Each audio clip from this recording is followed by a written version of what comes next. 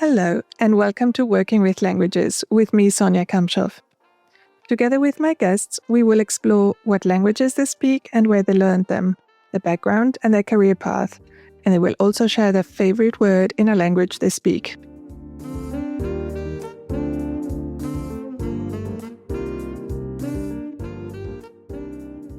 Today's guest on the podcast is Victoire Galtres, who is the head of leadership and culture in a casual dining restaurant chain in the UK.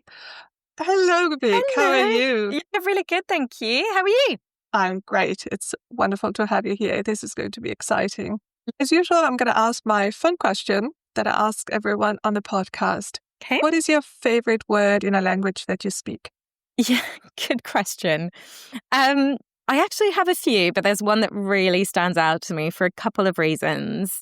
Now, don't laugh, but it's pickle. I speak two languages. I speak French and English, but I have an absolute passion for the word pickle. Now, for a couple of reasons. The first is because pickle is my absolute favorite food. Like, if there's anything on my plate, there will always be a cornichon or some kind of homemade pickle. But also, I find it really playful to the ear. I find it fun and cheeky. So I often refer to I've got three boys and I call them pickles at times. So yeah, it just kind of really makes me happy and giggle every time I use it.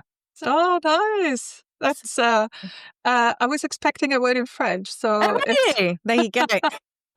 Careful. So tell us, where do you come from and which languages do you speak? Yeah, good question. So originally born and bred in France. So both of my parents are fully French. But at the age of 5, I moved to Australia through my dad's job opportunity. So I started speaking English from the age of 5. And so I now speak primarily English in terms of work, and at home, my husband's English, so we converse in English together, but we have 3 young boys and I try really, really hard to speak French to them as much as I can.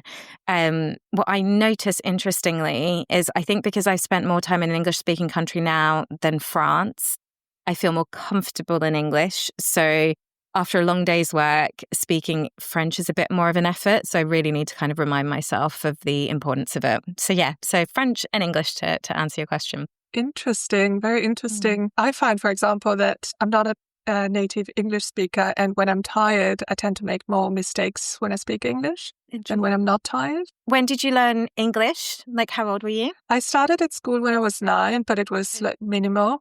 And then I started it at university as well. And I moved to the UK when I was 27. I did my university exchange, my Erasmus University exchange to Trinity College Dublin. Oh, okay. So there's been sort of a constant English learning in my life until I moved to the UK, starting at 9.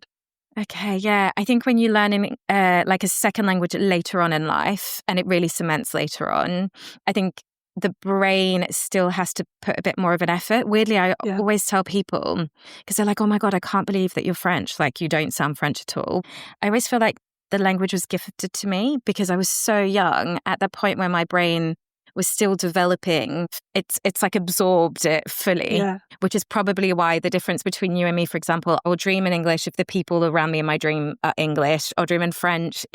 I wonder whether there's peace around when you learn the language and how much your brain has assimilated it as almost the same level of understanding. Do you see a difference when you spend some time in France? After a while, do you find that it changes again? Good question. So I probably haven't spent enough time in France for long periods of time to notice the change. What I notice in particular is because the French that I use at home with my children is quite condensed amount of French. It's go brush your teeth and pack your bags and get out the door and all of that stuff. So when I am in France, what I notice with mum and dad is that I produce a lot more saliva when I'm speaking French, because I think so you know how we position our tongues differently, etc., whether we speak one language or another. I actually have to almost re-educate myself for the first 3 days through where my tongue goes, etc., to speak properly French. And I notice a little bit of a tiny accent or twang in the first few days, and then it kind of completely stops. So that's interesting. It is fascinating. I never myself had an experience of producing more or less saliva depending on the language. Mm-hmm. Yeah, fascinating. Going back to, France and Australia, you moved to Australia with your family when you were 5. And how long did you live there? Yeah, so I wish I had a straightforward answer. So basically, my life was back and forth between France and Australia. So I moved at the age of 5, stayed there for 5 years, and then we moved back to France thinking that would be permanent. Turns out we only stayed 2 years, and then we moved back to Australia, spent 2 years there, and then moved back to France. And then I finished by that point, my family. So I'm one of 4 girls, and we were all kind of getting to the ages of like French baccalaureate, or what I think in the UK we talk about A levels. So we stuck it out at that point. But I felt so deeply connected to the Anglo-Saxon culture. I really didn't want to study in France. I was wanting to go back to Australia, but very sweetly, my parents were like, that's all very well and good, but you would be an international student. That would cost us an absolute fortune. That's when I first moved to the UK at the age of 18. Did 3 years there, but I was still so adamant I wanted to move back to Australia. So as soon as my 3 years were done, moved back to Australia, did my master's degree, and then moved back to the UK, and I've been here ever since. So yeah, 12 That's a lot years. of moving. And I remember you saying you don't have an Australian passport, which in a way is bizarre because your accent is Australian. Do you find that's so funny? Actually, it used to be really, really Australian. Yeah, it's my biggest heartbreak. And unfortunately, you have to stay a specific amount of years in order to be eligible for the passport. And the first time we were there, I think my parents didn't really think about it being an opportunity. So we missed the boat. And then we were only there in like chunks of 2 to 3 years. So it didn't make sense from a legal perspective. We didn't hit the mark. But we definitely had a case, and I got like a lawyer involved and everything. But unfortunately, it never followed through. I would have had to stay in Australia at a point in my life where I was just so missing my friends and wanting to go back to the UK. So I would have just stayed for the passport, and it didn't feel like the right decision for me at that point in my life. So yeah. Only French passport now, despite feeling more Anglo-Saxon. So it is quite odd. Yeah. What did you study? I think we didn't cover that. Yeah. My career at the time when I was 18, I'd done a lot of acting. So I was convinced I would be an actor, and that was like my career. I didn't know that. Yeah. And that was going to be my career trajectory. So I went to Bristol UWE and I studied. So my parents were like, you can study acting, but you've got to do something decent on the side. Classic. So did business and drama studies there. And then I moved to Australia, and that's when I think I was in a bit of a transition. I continued acting on the side, but realized I kind of got this sense of like the life that I wanted to have. And I think some of the challenges that I knew actors would face. And I don't think I felt resilient enough to do that. So I ended up doing a double master's, one in international business and the other in science leadership. And for me, that was a really big turning point. So science leadership is everything to do with basically leadership development, growing and building high-performing teams and team engagement, and how do you inspire and motivate people and all of that beautiful stuff. And so when I finished my master's degrees, I was really fortunate to be given an incredible opportunity working for a tram business in Australia. And at the time, they were implementing a leadership framework. So got really kind of straight knee deep into the really exciting stuff. And then basically ever since moved back to the UK, and I've worked in many different industries ranging from healthcare all the way through to I was down mines and up preheater towers as a consultant supporting behavioral change and coaching leaders through that process, and all the way through to working for big hospitality businesses, and more recently heading up leadership and culture for a casual dining restaurant chain. I guess if I look back, my whole career has been in one place, which has been leadership development. But more recently, I've moved and transitioning a little bit more with a lens on culture and diversity, equality and inclusion, which is new to me, but really enjoying it. I find it very interesting that your background in both acting and international business, it really brought you to this career that is not directly acting nor international business, but I think it actually merges perfectly, because even acting, probably you have to feel comfortable speaking in front of many people and communicating well and engaging. Yeah. It's probably, do you know what, Sonia? It's probably one of my biggest strengths in terms of my toolkit. And I never realized at the time how much acting would bring to my career. But the ability to appear confident when you're not confident, to be able to stand in front of a huge crowd and just kind of be inward and just be able to articulate, project your voice. And yeah, the way you kind of embody a different person is absolutely extraordinary. And actually, I use a lot of acting in my leadership development workshops. So, we do role play work where we don't necessarily put people in the role play situation, but where they might see me as an actor and they need to like press stop, start, continue buttons to fix the kind of leadership, the poor leadership that I might be displaying. So I'm actually quite playful, I think, as a result in my work, thanks to my acting background. It's really interesting because I guess there's probably a quick step that's got me to this is that as well as working 4 days a week as head of leadership and culture, I run my own business. And this business is called Tomorrow's Daughter, and it's all about supporting women in the workplace. Now, I am one of 4 girls, but I also have 3 boys. And since becoming a mum and the impact that has on my career, my ambitions, my identity, who I am, it's become a real passion of mine to really empower women from all walks of life. So I think being able to be in that space has enabled me to move into a role that kind of merges both. And what's really interesting is that for me, if you think about culture, in any organization, culture does not happen without leaders. So your leaders set the benchmark for what the culture is. And so if you think about everything from the very basics of how to create a brilliant team, at the heart of it is psychological safety. And if you think about it from an inclusion perspective, at the heart of it, it's creating psychological safety. So what I absolutely love about this role is that actually I think all businesses should be merging both of those together, because if you get the leaders setting the right conditions for team, then your team will be able to be their true authentic selves, to feel like they belong, to feel like they are absolutely a part of the experience together. So I see them actually merging beautifully together. And I imagine that the company you work for at the moment is very multicultural. There's probably, I don't know how many nationalities. There's over 100. I think it's 105. Yeah. Gosh. Yeah. That's a lot of them. And even in your previous job, it was also probably a very diverse and multicultural environment. How do you apply languages and cultures and leadership with so many cultures? For me, if we think about it, I'd love to give you an answer, which is, we deliver all of our programs in X number of different languages and it's truly inclusive. I guess that's not our approach. And also we have this understanding that we work in an English-speaking culture and therefore that is what brings us together. However, I think there's something incredibly powerful when you have so many different nationalities and you're a really truly diverse brand.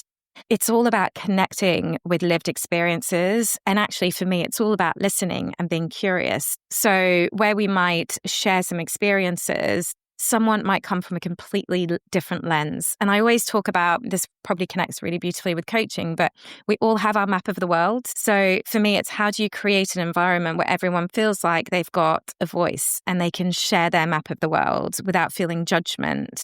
And so in the work that we do, that's kind of how we try to create it, is let's be inclusive in whatever conversation we're having, whether it's about compliance training or whether it's about looking at from a pure leadership development perspective and inspiring and motivating a great team. Let's connect, because everyone's got different experiences and can bring such richness to the conversation. And that's what I love most about my job, especially when I'm facilitating a workshop, is that I learn probably more than the people that are in the room because of everyone's different perspective that they bring. And when it comes to coaching that you do with Tomorrow's Daughter, who do you coach? Who do you work with? I imagine it's one-to-one coaching, so it's different than workshops.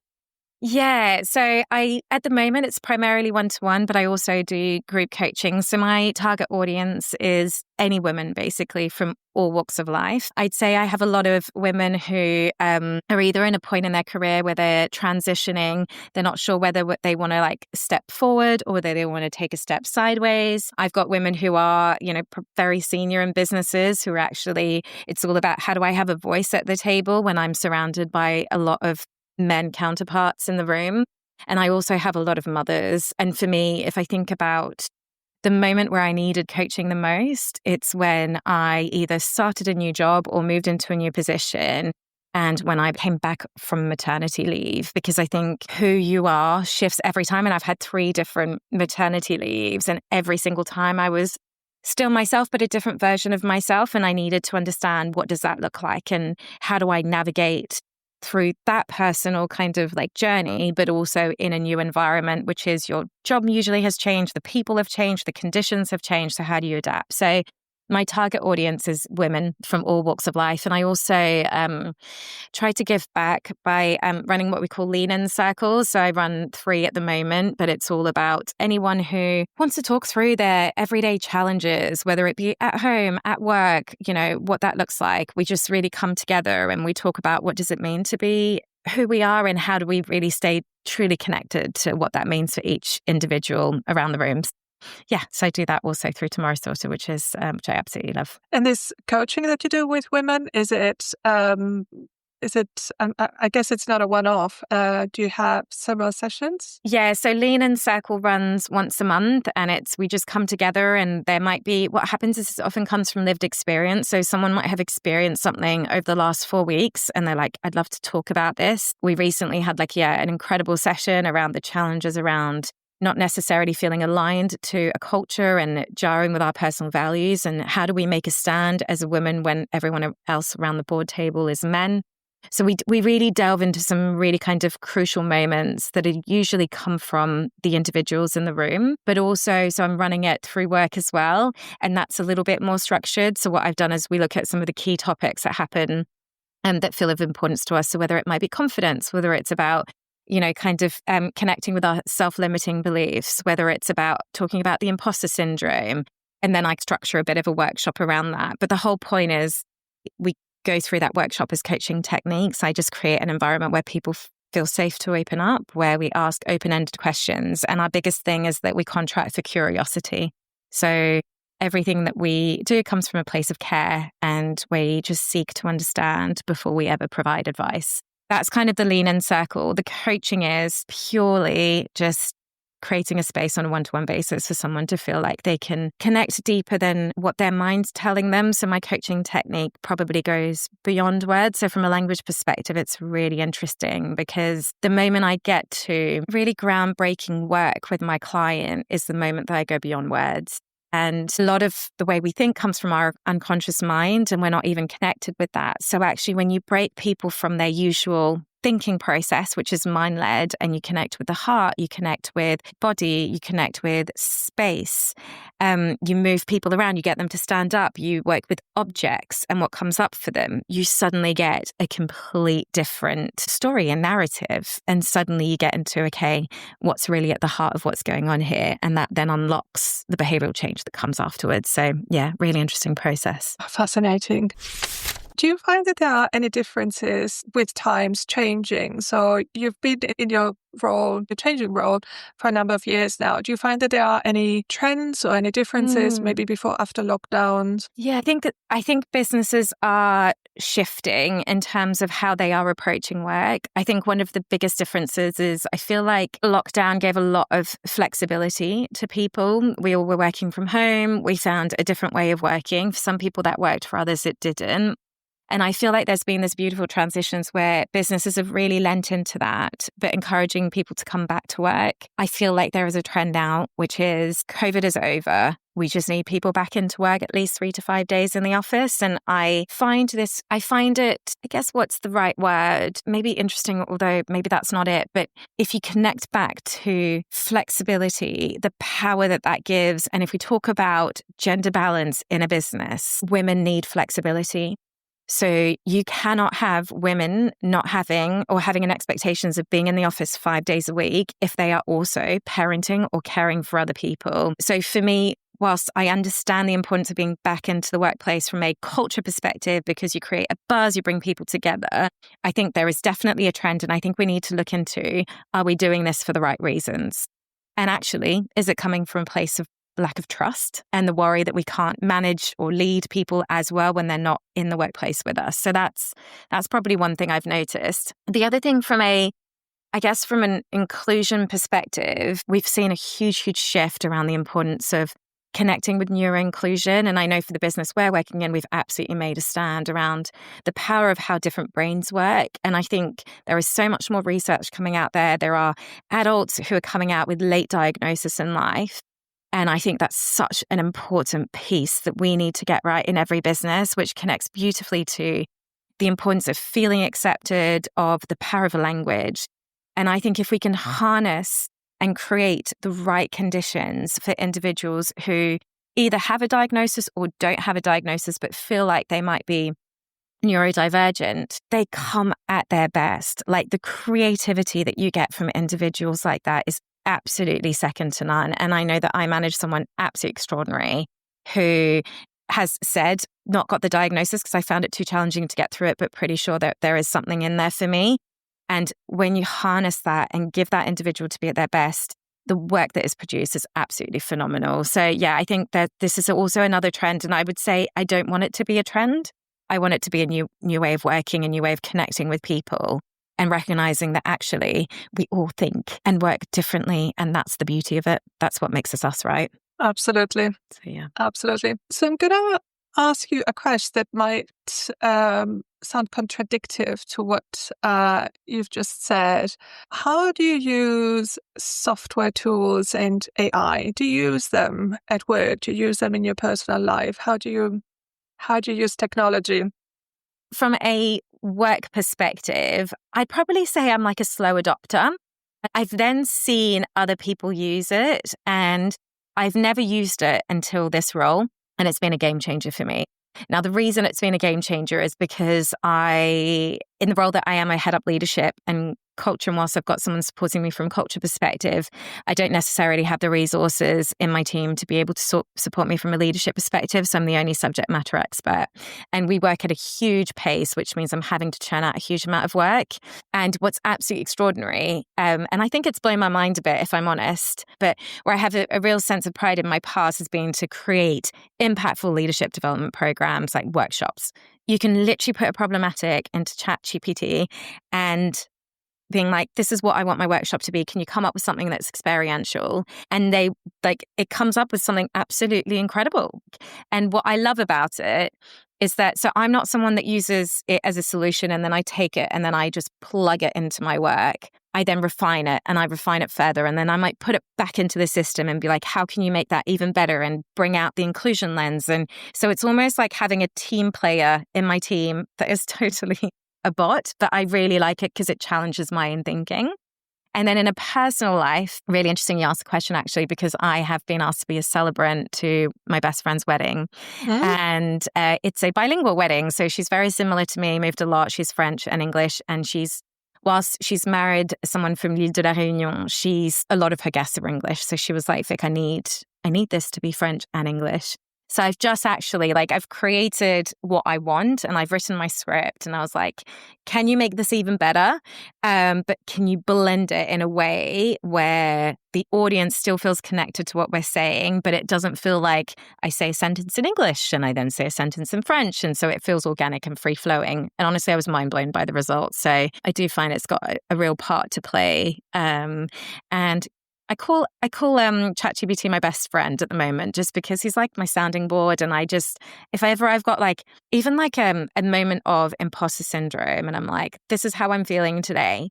I don't know about you. I don't know if you use it, but he's like literally such an advocate. He's like, oh my God, this is just connect with this and you can do this. Or for example, I want to lose a bit of weight. I'm like, what do you reckon about my plan? I'm feeling a little bit low today. And he's literally like my little partner on the side being like, you're doing great. Be kind to yourself. This is what you could do differently. So yeah, I actually do use it quite a bit. I find it quite, it makes me laugh actually. But yeah, definitely a support tool. That is fascinating. I've never heard anyone be so enthusiastic about ChatGPT. Yeah, but see, I wasn't initially. I was like, I'm never using that in my life. So I've come a long way. I was skeptical as well at the beginning. And I think once I started hearing examples of how people use AI, then I started warming up. So yeah, I agree with you. I don't use it probably as much as you do.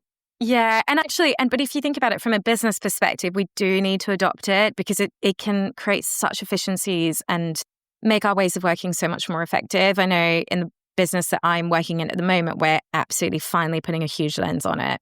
And one of the things is from a recruitment perspective, you can start to remove a lot of the bias. So from an inclusion point and you bring it into the system, you start to use these bots and they create some amazing work, which to be honest, as humans, we've got bias, whereas these bots don't have it yet. I'm sure at some point they will, but right now they don't. So there's a real opportunity to lean into it for sure. Do you find that there's still some friction at work to use them? Yeah, I think it's the whole, I guess the biggest challenge is the confidentiality piece, the copyright piece. So I know for us, like when I engage with ChatGPT, for example, at work, I never ever talk about the business that I work for. It's just never a word that I use. Yeah. I try to remove anything that might associate back to us. Yeah.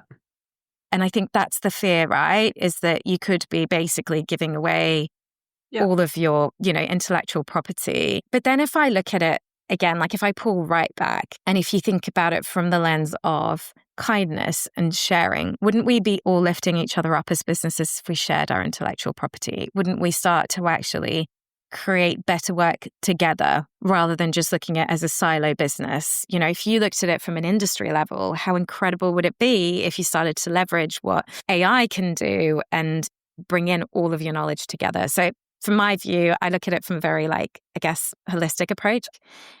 I think this is the whole, fighting human needs to kind of hold on to stuff. But I think there's real beauty in sharing. But yeah, I get it from a legality perspective, put it that way. Yeah. Very interesting point of view. I agree. I find when I use it as well, I take out all the information that could be confidential or could identify me. Although if ChatGPT wanted to understand who I am and, cross-link it with my LinkedIn profile, they would still understand a lot of things. Yeah, 100%. So it's been a wonderful conversation, really inspiring.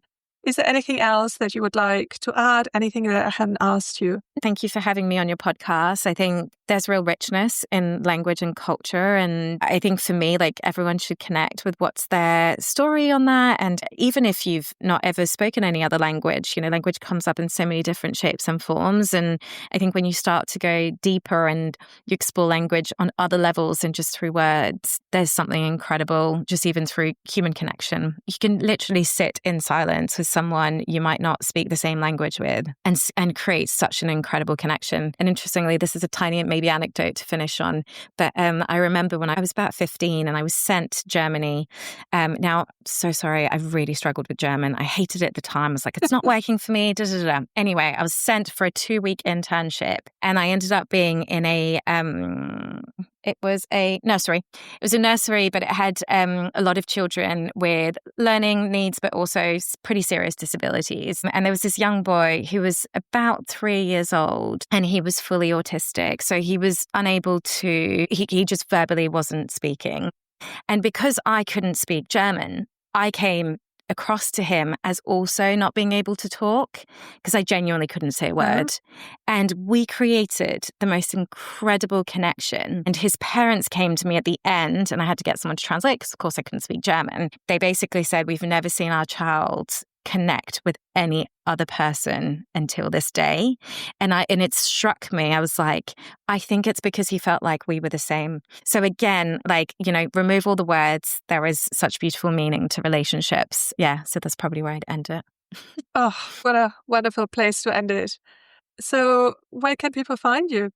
Good question. So I've got a little website called Tomorrow's Daughter, so www.tomorrowsdaughter.co.uk. You can also find me on LinkedIn under Victoire Galtres.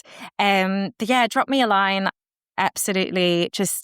I love meeting new people. I love hearing their stories. And if there's anything I can do for them from a coaching or leadership perspective, I'm here for it. Wonderful. Thank you so much, Vic, for coming on the podcast. It's been wonderful talking to you. Thank you so much and have a fabulous day. Thank you.